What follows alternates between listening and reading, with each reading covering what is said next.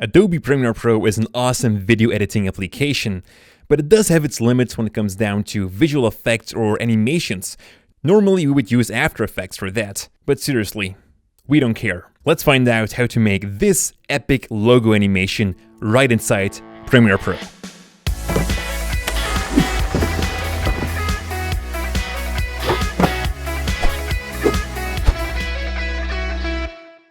What's up guys, it's Jordy here for Cinecom.net and let's get started. The first thing I'm going to do is create a new sequence. And I'm just going to pick out the full HD sequence and just call it Epic Logo Animation. And then just press OK. And the first thing I want to do is grab your logo. And this logo has to be a transparent image file. So that can be a PNG, a TIFF file, or a Photoshop file, anything like that. But just make sure that it has a transparent background. If you can't make that, but you would like to follow up with this tutorial, then you can also just create a new text file right inside Premiere Pro and follow along by using that text as a logo inside Premiere. So let's continue here. I've got my logo in the timeline. And the first thing I actually want to do now is scale this down a little bit. So from your effects controls, open up your motion tab and just bring that down a little bit so that it sits somewhere on 50%. Now, as you've seen, we've got this. I want to go back to the original one. The logo is kind of twirling in, kind of like in a 3D space, and it's kind of turning there. So what we're going to do is add a 3D effect onto it. And you can do that by going to your effects library and search for the basic 3D. And just drag that onto your logo. And let's start by animating some of these properties, because as you can see, we can like swivel this here. That will like swivel it into a 3D space. And the great thing about this is that we get a really perspective touch to it, as you can see, like this here from the speech balloon or the speech bubble. It really has this like three-dimensional lens effect. So that's the perfect thing that we need. So let's start animating this a little bit. I'm going to like swivel this to, let's say 75 or something. And the tilt also, it's kind of a little bit random. Doesn't really matter that much. Something around 30. And also the distance, I'm going to like make it come from a distance, like so that it comes towards the camera. Also here, just like a little bit around 30. And let's create keyframes for that in the beginning. So let's get a keyframe for the swivel, the tilt, and the distance to the image. Then head a bit further in time. So somewhere around here. And now we're going to set these values back to 0. So put that back on 0, 0, and 0, which are the default values. And now when we're going to play this, you will see that it kind of twirls from the back to us. And if it goes a bit too fast or too slow, you can always pick these last keyframes and just move them around to a different point. So let me just do that, something like this. All right, that looks better. Now it kind of stops here at this point, but we would like to have like this image to turn a little bit more as it's actually fading out on the end. You can also see that here again in the original part. So it stops here, but it still kind of turns around just a tiny bit while it's fading away. So we're going to do that as well. So I'm just going to like turn a bit further. So now we have to go into the negative here, just not too much. Let's just say something around -10 or big -10, that's okay. And for the tilt as well, let's just also big -10. I believe that we've got a nice animation going on now. It stops here and it kind of slowly turns a bit further. And make sure that these last keyframes, by the way, sit on the very ends. And you know what? I'm even going to add a bit more turn to it by also animating the rotation. So go back to the beginning here and set the rotation perhaps to something in the negative. That would be cool. Oh, let's just pick like -35 or something. Create a keyframe for that and bring it to the other ones. And by holding down the shift key, you can actually like snap onto those keyframes, as you can see. And then bring that to 0. And now we've got some more twisting to it. Look at that, how awesome. Now that looks pretty good here. The only thing that I'm kind of missing is that it's kind of hard. The animation is not going that smooth. And that's because we've got all linear keyframes. And we're going to make some of these smoother. And you can do that by easily right-clicking on these keyframes and then select ease in or ease out. Now, as the animation is coming from the right, it's actually going inside of that keyframe. It's going in, and that's why we're going to choose for the ease in. Now, for these keyframes right here, for a swivel and a tilt, I'm not going to choose ease in because there's still a keyframe behind it. So we actually just want to smoothen this as it comes in and going back out. So by selecting these two keyframes, I'm going to right-click on it and just say Auto Bezier. That will make like these round dots from it. Now it's actually going very smooth from one point to another. And then here the distance to the image, also just make that ease in. And when we're going to play this right now, the animation should look a lot cleaner. All right, it's already starting to look pretty epic here, but let's add some more epicness to it by adding some lighting onto it. In your effects library, search for lighting effects right here under the adjust folder and drag that onto your logo as well. Then in your effects control, scroll down until you see the lighting effects. Now this plugin here actually allows you to create multiple light points. At this moment you only have one active, and we're also just going to use one of these lightings. So open up the light 1, and from here we're going to change several settings in here. The first thing that we want is actually 100% intensity. And that's because we're going to create a hard contrast. You know, we want to have a hard light, but also with big shadows.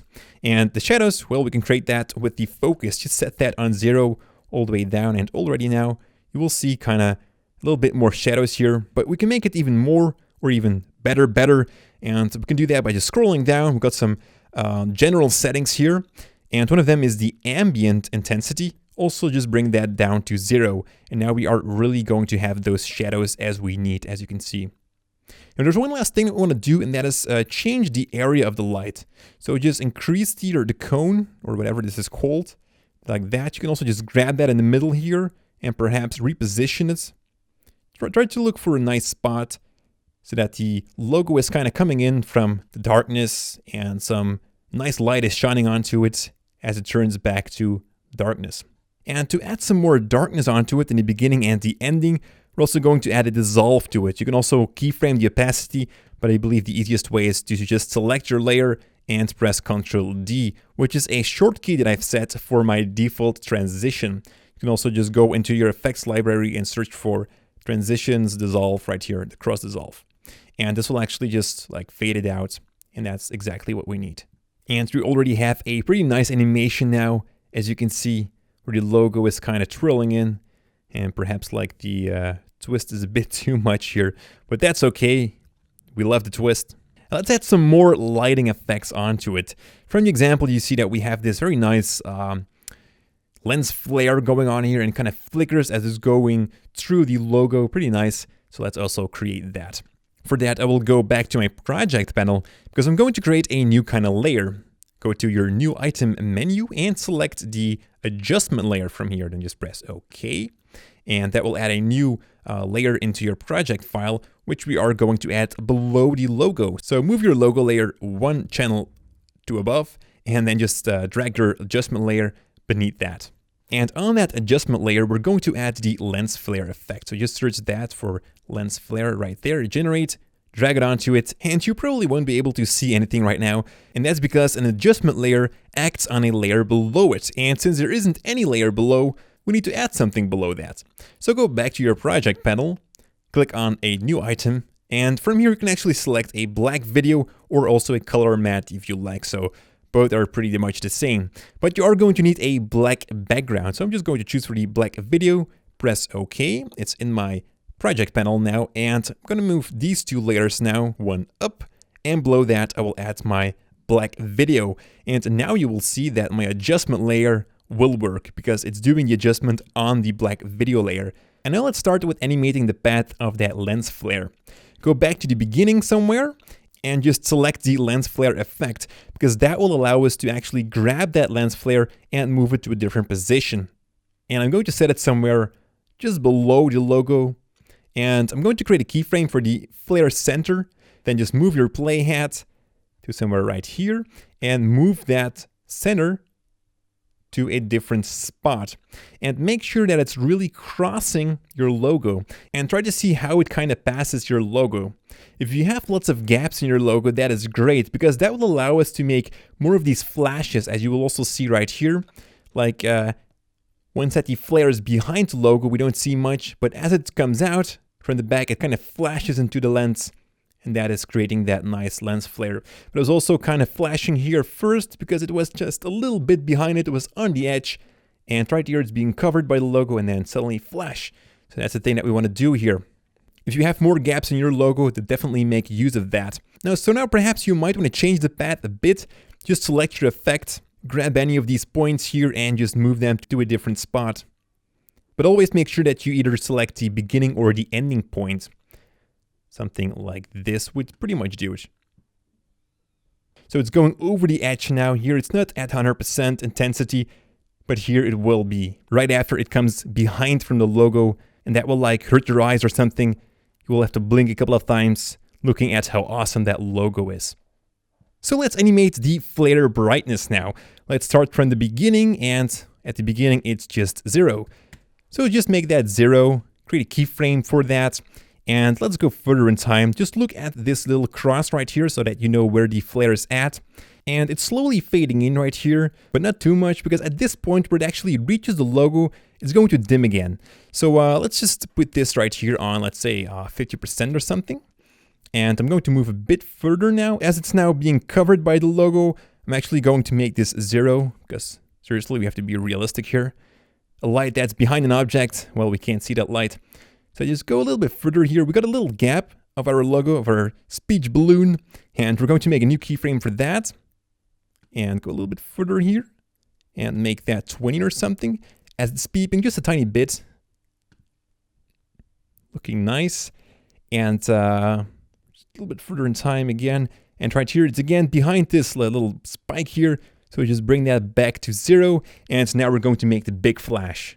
It's totally going to reveal itself. So we just go further in time. Make sure that you have lens flare selected so that you know where your point is at. And somewhere right here, we're going to set again a keyframe. And now just press 1, 2, 3, 4 frames forward or something. And just make that 100. There we go. Looking awesome. And now as it's slowly reaching its final point, we actually just want to like fade that out again. The light has given all of its power, and now the power is out. So this is looking pretty nice now.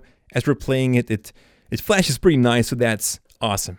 Now as for the lens type, we've just worked with the 50 to 300 zoom, but you can also just pick out anything else. I mean, just look at the colors or something. The 35 prime has some more green touch to it, and the 105 will have a more bluish touch to it, which I usually like more. Now, when looking at this, the logo isn't really reacting to the light yet. As it's kind of flashing here, we've got this shadow over the logo, but that isn't really realistic, as actually the light is coming from here. So we're actually going to blend this layer. Just select your logo layer again, head over to your opacity, and from here, select a different blend mode. And we're going to set that to linear dodge, or the add mode. And click on that, and as you can see now, it's catching more of that light. It's that simple on how you can do that. Now, looking back at the flare, there's one thing that's kind of bothering me, and that are the hard edges and everything. It really looks computer generated here, and we want to make that a little look less generated. So I've got a little trick for that. What we're going to do is, well, first of all, bring your logo one channel higher, and we're going to duplicate the adjustment layer with the lens flare effect onto it. Now, important here is that you do this as a last step, because you also want to copy the animations or the keyframes that you have created here. So select your adjustment layer, hold down your Alt key, and drag that adjustment layer to channel number 3. And that will actually make a duplication of that. And for the layer below, we're going to add another effect to it. So head over to your effects and search for blur. And you want to look for the Gaussian blur, and it's right here. Drag that onto the layer below the other adjustment layer, and add some Gaussian blur to it. I don't know, something around 50. I believe that would do it. And already now we get a much softer look now, as you can see. Let me just enlarge that a bit so you can see what we're actually doing. Already looks a lot better than what we had before. As you can see, before, after. It's also much more intense now. Now, if you want to, you can also blend these two flares together even more. And to do that, again, just select the one above, and we're going to blend that with the one below. So open up your opacity tab and set your blending mode to screen. And as you can see, that will make it even more intense by blending these two layers better together. Now, don't select the add mode. That will blend it even more, but you will see that you will get a very hard hot spots right here. Perhaps you like that, then you can choose that, but I wouldn't typically recommend that. So just choose the screen blending mode for here. And that's how you create that epic logo animation. Look at that, guys. I'll just put that full screen to just enjoy it. Isn't that awesome? Now guys, you can also download this project file for free from our website. You can find a link to it in the card somewhere up here, or also you can find a link to it in the description below. Now folks, when you are going to download this project file, you will have to create an account on our website, and by doing so, you'll also be opted in our newsletter. You know, if you don't like this newsletter, you can always opt out in your first newsletter that you will receive 5 minutes after you've signed up. Anyways, we're not spamming or anything, we're just sending out all the latest stuff that we are creating, like the new tutorials here. We also have some designer packs, some courses, other downloads, etc. We're all sending that through the emails.